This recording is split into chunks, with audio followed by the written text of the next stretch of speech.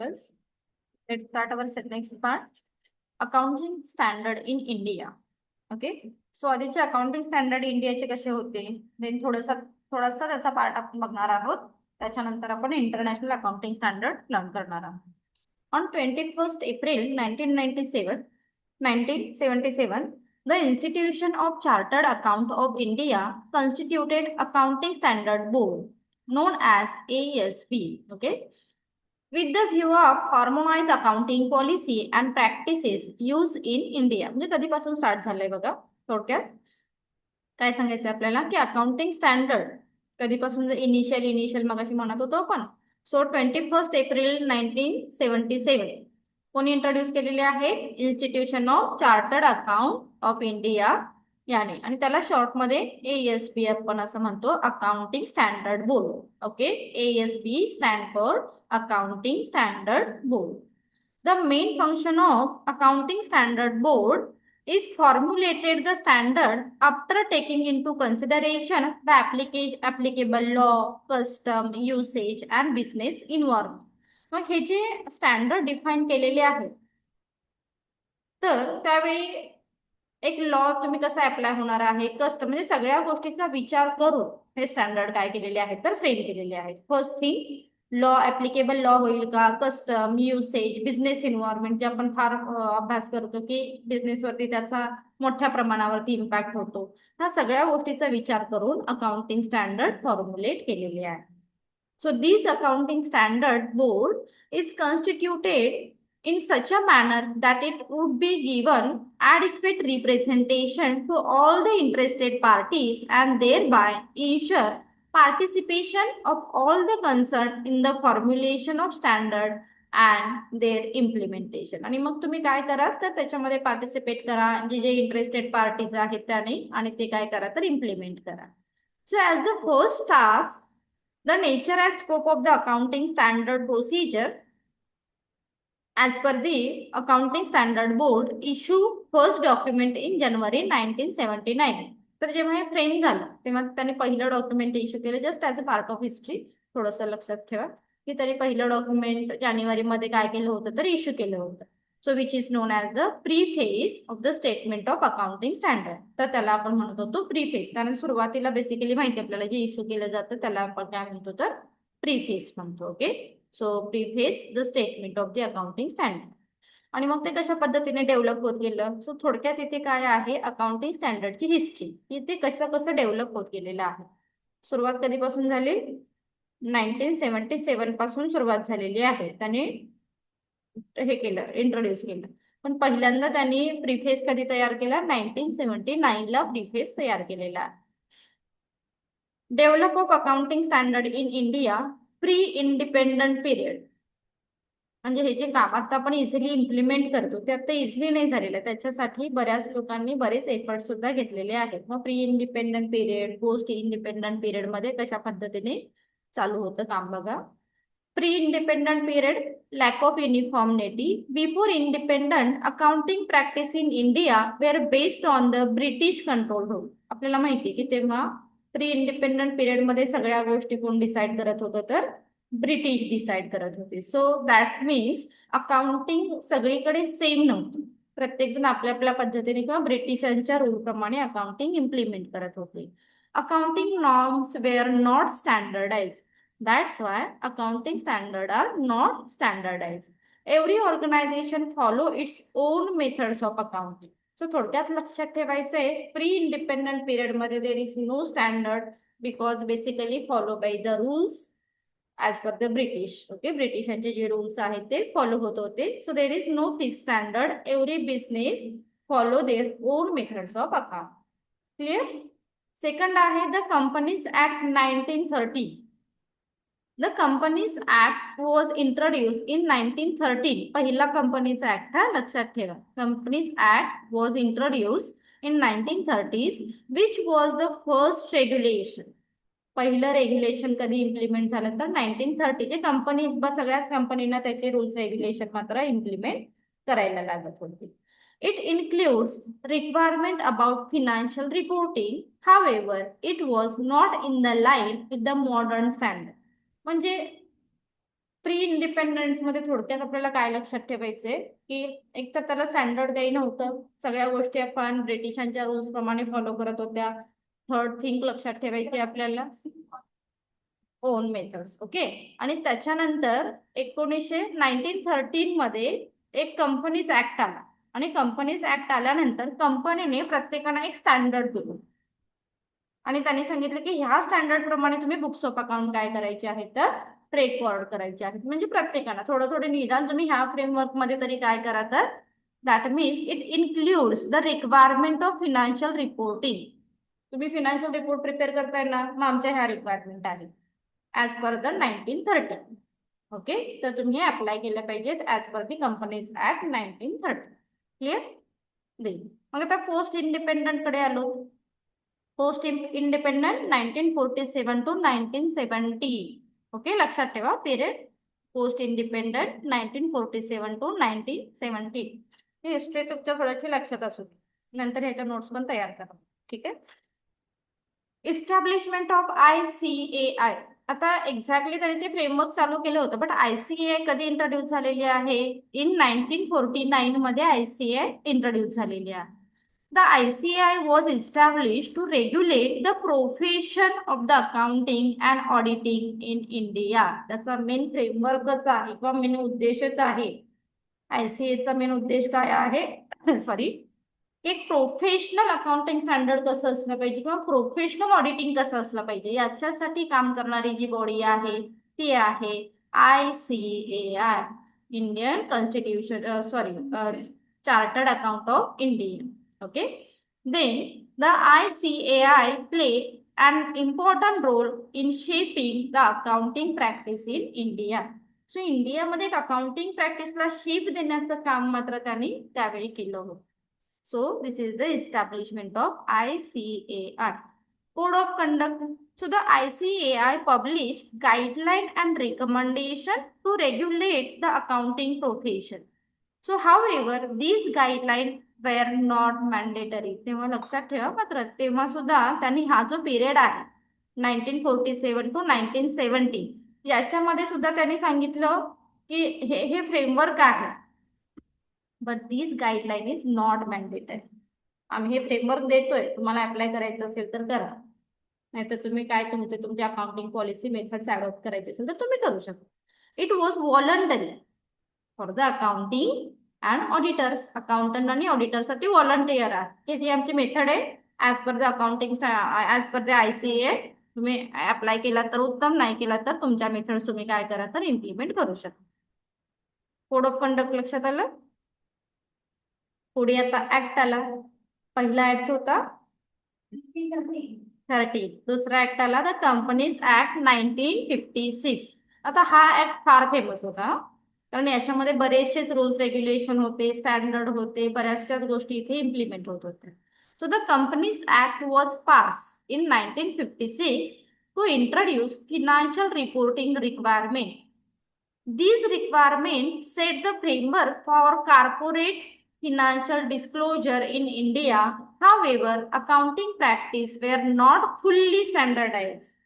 अजून fully standardise पण झालं नव्हतं, बट त्यांनी काय सांगितलं की हे फ्रेमवर्क आहे, हे स्ट्रक्चर्ड आहे. थोडक्यात their requirement set of framework for corporate financial disclosure in India. जे कॉर्पोरेट वाले सगळे आहेत त्यांनी ह्या फ्रेमवर्क मध्ये फिनान्शियल स्टेटमेंट काय करायचं तर तयार.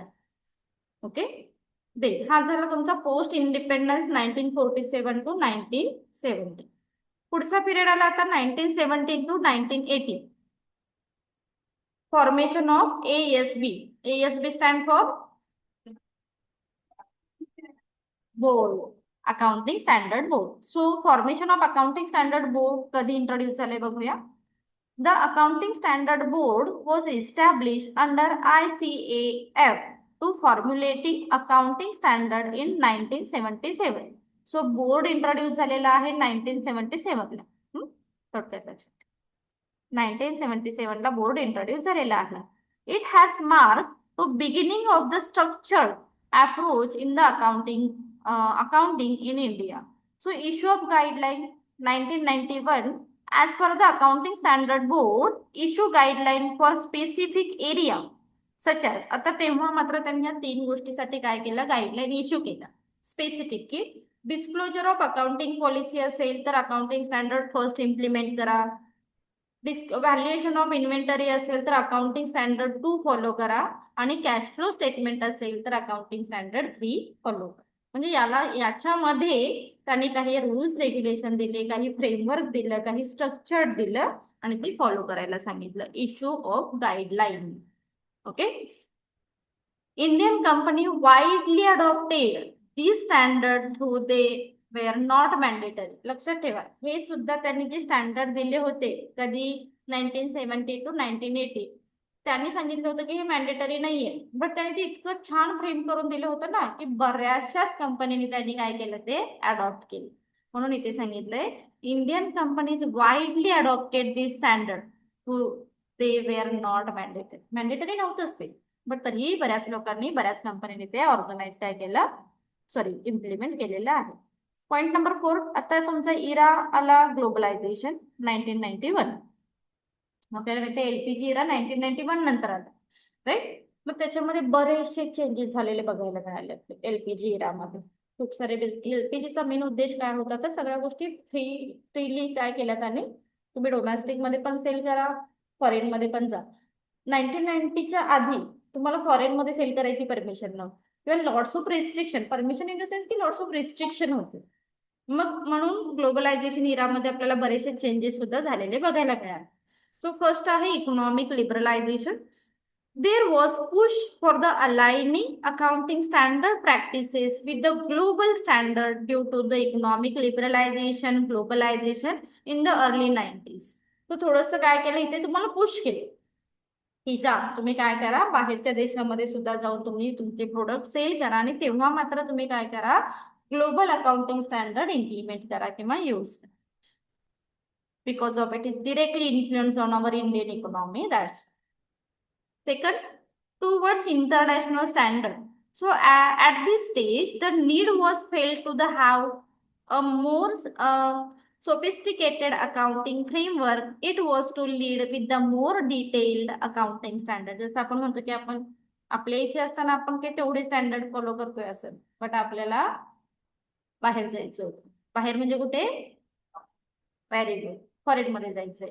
तर फॉरेन मध्ये जायचंय म्हणजे तुम्हाला कसं असलं पाहिजे, सोफिस्टिकेटेड असलं पाहिजे. म्हणून सोफिस्टिकेटेड प्रॉपर छान असं अकाउंटिंग स्टँडर्ड काय करा, तर फॉलो करा. Because here we sell our product domestic market as well as foreign market. That's why sophisticated accounting framework is very important. Indian accounting standard The ICAI issue IAS from 1991 onward. म्हणजे जसं मी सांगितलं मगाशी की ग्लोबलायझेशनचा जो एलपीजीचा इरा आहे त्याच्यानंतर बरेचसे चेंज झालेले आपल्याला बघायला मिळतात. So this standard were based on the international accounting standard which were issued by the international accounting standard committee. आता प्रत्येकाचे जरा थोडेसे फुल फॉर्म लक्षात ठेवा. इंटरनॅशनल अकाउंटिंग स्टँडर्ड कमिटी एक तयार केली कधी, 1991 मध्ये. कारण आता बऱ्याचशा चेंजेस झालेले होते, कंपन्या डोमेस्टिक मध्ये पण सेल करत होत्या, फॉरेन मध्ये पण सेल करत होत्या. ते प्रत्येक जण आपल्या आपल्या पद्धतीने अकाउंटिंग रेकॉर्ड करत होता, बट त्याला तेवढं स्टँडर्ड नव्हतं. म्हणून आयसीएने काय केलं, एक कमिटी फ्रेम केली. ती कमिटी आहे international accounting standard committee. So this was very important step taken to ally Indian with the global practice. आणि जेव्हा तुम्ही ग्लोबल वरती जाऊन किंवा फॉरेन कंट्रीमध्ये जाऊन जेव्हा जे प्रोडक्ट सेल करता आणि त्याचं जे डॉक्युमेंटेशन ठेवताय, तेव्हा मात्र तुम्ही स्टँडर्ड फॉलो करणं महत्वाचं आहे. आणि ही कंपनी ते काम बघत होती. Next point, adoption of international financial reporting standard. मग तुम्ही हे कधीपासून, जसं आता म्हणतो की अरे इंटरनॅशनल फिनान्शियल अकाउंटिंग रिपोर्टिंग हे आत्ताच असेल, नाही, कधीच आहे बघा, 2000. हा. So adoption of international financial reporting standard IFRS हा जो तुमचा मेन सब्जेक्ट आहे तो कधीपासून इंट्रोड्यूस झालेला आहे, 2000 पासून. So coverage convergence with the IFRS काय काय कव्हर केलेलं आहे त्याच्यामध्ये. After 2000 global accounting standard became more propound. In this early 2000, the process of aligning Indian accounting standard with the IFRS started. आणि तेव्हा IFRS काय झाली मग स्टार्टेड झाली. Because companies sell product in domestic as well as foreign. That's why त्याच्यानंतर हे थोडंसं introduce होतील. This was driven by Indian growing role in the global economy and the need for uniformity in the financial reporting. आणि खरंच तेव्हा गरज पडली की अरे तुम्ही जे काही रेकॉर्डिंग करताय त्याला काहीतरी स्ट्रक्चर असलं पाहिजे. जसं टीचर तुम्हाला सांगतात ना काय लिहिता हे कळतच नाहीये. तेव्हा गरज पडली की तुम्ही डोमेस्टिक मध्ये पण सेल करताय, फॉरेन मध्ये पण सेल करताय, मग तुमचं रेकॉर्डिंग प्रॉपर का नाहीये. मग त्याच्यासाठी IFRS काय झाला तेव्हा इंट्रोड्यूस झाला होता. कारण कुठेतरी एक ग्लोबल इकॉनॉमिक प्रॉपर फ्रेमवर्क त्याच्यामध्ये युनिफॉर्मिटी असणं महत्वाचं आहे. It's a very important thing. युनिफॉर्मिटीची गरज पडते. कारण प्रत्येक जण जेव्हा मॅन्डेटरी नव्हतं ना, प्रत्येक जण आपापले काहीतरी रेकॉर्ड करत होते. सो मॅन्डेटरी करण्यासाठी हे IFRS इंट्रोड्यूस झालेला आहे. So the ICAI continue to issue accounting standard, but the focus was shifting towards coverage with the IFRS. This was to facilitate better international comparability. म्हणजे कम्पेअर करताना थोडंसं better होण्यासाठी IFRS काय झालेला आहे तर इंट्रोड्यूस झालेला आहे. Then नॅशनल ॲडव्हायझरी कमिटी 2006 मध्ये परत इंट्रोड्यूस झाली. In 2006 the national advisory committee was form to advise the government of accounting standard. मग आता ह्या ॲडव्हायझरी बॉडी काय करतात हो तर थोडक्यात आपल्याला माहिती आहे की प्रॉपर ॲडव्हायझरी फ्रेमवर्क तयार करतात आणि गव्हर्नमेंटला ॲडव्हाइस देतात की तुम्ही अशा पद्धतीने अकाउंटिंग फॉलो करा, अशा पद्धतीने अकाउंटिंग मध्ये चेंज करणं गरजेचं आहे. जसं आता आपण बरेचसेच व्हिडिओ बघतो यांचे, राघव चड्डाचे व्हिडिओ बघता का तुम्ही? हा ते सांगतात की नाही तुम्ही जर ते रूल्स अप्लाय करताय ना ते सर्वसामान्यांसाठी युजफुल नाही आहेत है ना. हा रिचार्जचं आहे किंवा टॅक्सेशनच्या बऱ्याच गोष्टीवरती त्यांनी भाष्य केलेलं आहे ते सुद्धा आपल्या लक्षात येतं. सो सेम ही ॲडव्हायझरी बॉडी काय करत असते, ॲडव्हाइस देण्याचं काम करत असते की आपण फ्रेमवर्क तयार केले पण ते प्रत्येक काही ठिकाणी राईट असतात, काही ठिकाणी रॉंग असतात. मग ते कशा पद्धतीने चेंज करायचे like that. And last era implementation of accounting standard 2010 to present. आतापर्यंतचा इरा जरा बघूया थोडक्यात, थोडंसं लक्ष द्या. Introduction to